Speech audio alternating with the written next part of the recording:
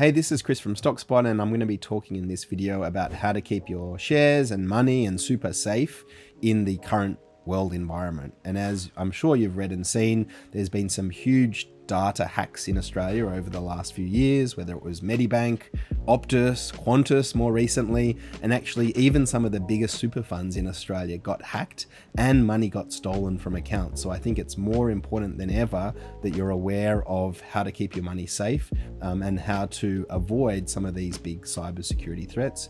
And that's what I'm going to be talking about in this video.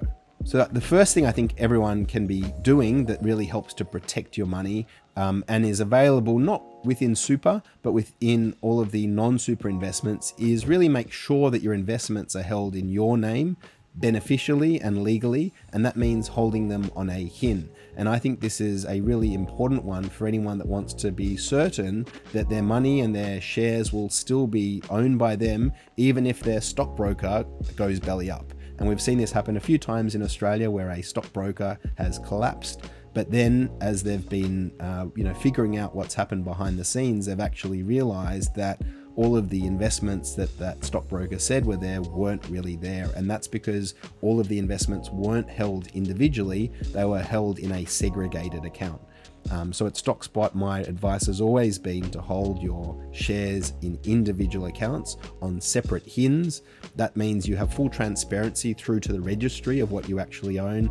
And there's also tax benefits in the future. If you want to move from one broker to another, you can transfer them without realizing capital gains. Whereas if you're in a commingled structure or a unitized structure, there's usually no way of doing that. So you're basically stuck on that platform and you can't transfer your money outwards in the future.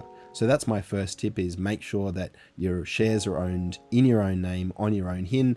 Obviously within super, that's not possible because all super assets are actually held beneficially by a trustee, and so it's less important in the super environment. But there are still benefits in the super environment of having separate accounts, and there are tax benefits of actually segregating your tax liabilities from other members, because it means you're not actually incurring the tax costs of other people switching between other super options. So it's a different benefit within super. Sorry for interrupting, but I'd like to take a moment to talk about my channel. Now, most people who watch my videos don't subscribe to my channel, which means that they don't find out about other videos I'm making, and it doesn't share the love with others who are interested in investing. So if you are interested in videos like this, I would encourage you to please subscribe to my channel so you find out more about the videos we're making here. The next thing you can do is really understand who your broker is. So these days I see so many new stockbrokers appearing in Australia.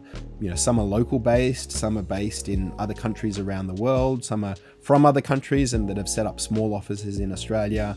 The really important questions to be asking is, do they have their own AFSL? Do they have a license to operate in Australia? And if they don't, I would be walking in the other direction immediately and not touching them, because there's really a lot of risk and no recourse for you potentially if things go wrong.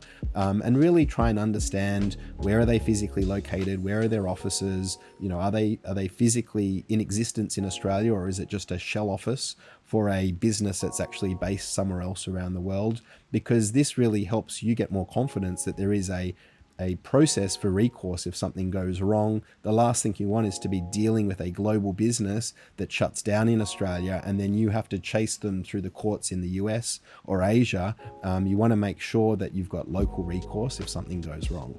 The third and final tip I have for everyone with a super account or investment account is turn on two-factor authentication. Now, one of the reasons that the big super funds in Australia recently got hacked and money actually got stolen out of some pension accounts is that they didn't even offer two-factor authentication, which really blows my mind given how much these super funds spend on administration and IT every year in the hundreds of millions of dollars, and yet they couldn't invest into this simple feature that actually protects their customers' money.